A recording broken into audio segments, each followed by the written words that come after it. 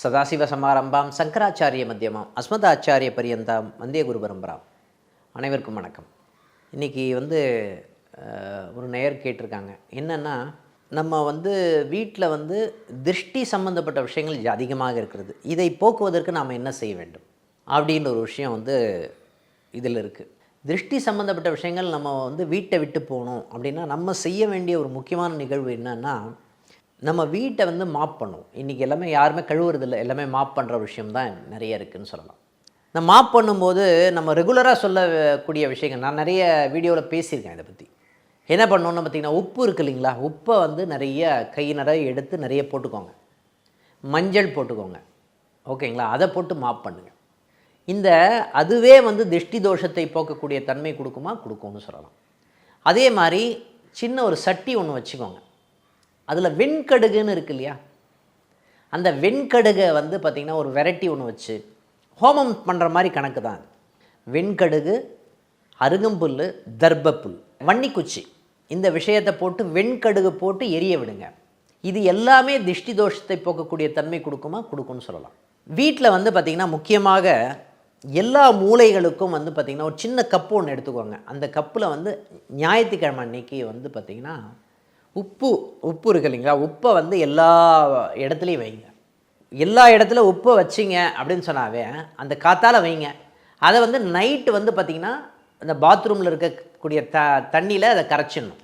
அப்போ உப்பு எல்லா கார்னர்லேயும் அஷ்டதிக் பாலகர்கள்னு சொல்லுவாங்க. 8 திக்கில் இருக்கக்கூடியவங்களுக்கு 8 திக்கில் பார்த்திங்கன்னா அந்த உப்பை வச்சிட்டிங்க அப்படின்னு சொன்னாவே அது சம்மந்தப்பட்ட தோஷங்கள், கிரக தோஷங்கள், நவகிரக தோஷங்கள்னு சொல்லப்படுகிற விஷயங்கள் எல்லாமே அது அட்ராக்ட் பண்ணுமா, கண்டிப்பாக அட்ராக்ட் பண்ணணும்னு சொல்லலாம்.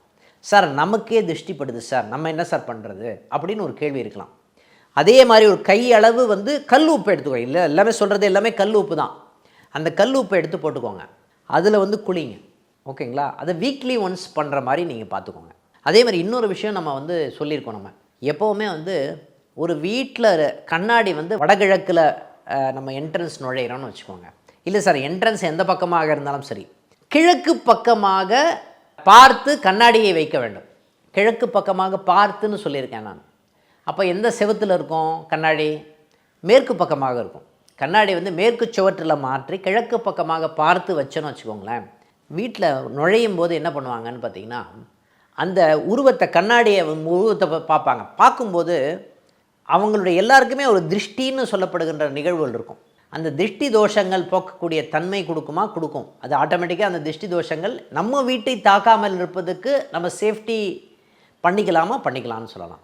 சரி சார், இது நான் தெற்கு பக்கமாக இருக்கக்கூடிய வீடு சார், தெற்கு பக்கமாக இருக்கக்கூடிய வாசலில் நான் மாட்டலாமா அப்படின்னு ஒரு கேள்வி இருக்கும். மேற்கு பக்கமாக வாசல் இருக்குது சார், நான் அதை மாட்டலாம். தயவுசெய்து அந்த மாதிரி மாட்டிடாதீங்க.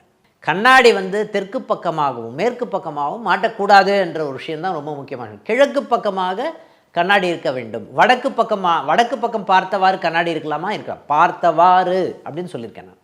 அதே மாதிரி நம்ம கிழக்கு பக்கம் பார்த்த மாதிரி ஒரு கண்ணாடி வச்சிங்கனாலும் சரி, வடக்கு பக்கம் பார்த்த மாதிரி கண்ணாடி வச்சிங்கனாலும் சரி, நீங்கள் அந்த பக்கம் முகத்தை எட்டு அவங்க காமிச்சாங்க, அந்த கண்ணாடியில் முகத்தை காமிச்சாங்க அப்படின்னா அவங்களுடைய திருஷ்டி தோஷங்கள் நமக்கு அஃபெக்ட் பண்ணாமல் இருக்கும்னு சொல்லலாம்.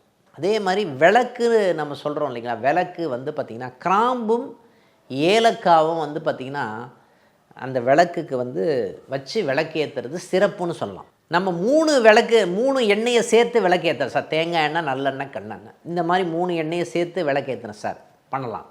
இந்த மாதிரி விஷயங்கள் எல்லாமே திருஷ்டி தோஷத்தை போக்கக்கூடிய தன்மை கொடுக்கும்னு சொல்லலாம், ஓகேங்களா. முக்கியமாக இந்த விளக்கேற்றுறது அப்படின்னு சொன்னாவே நம்ம என்ன சொல்லுவோம்னு பார்த்திங்கன்னா, எப்போவுமே பிரம்ம முகூர்த்தத்தில் விளக்கேற்றணும்னு சொல்லுவோம் நம்ம.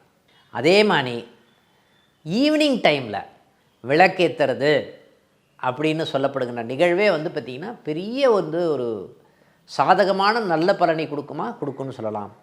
அடுத்த நிகழ்வில் சந்திப்போம். நன்றி, வணக்கம்.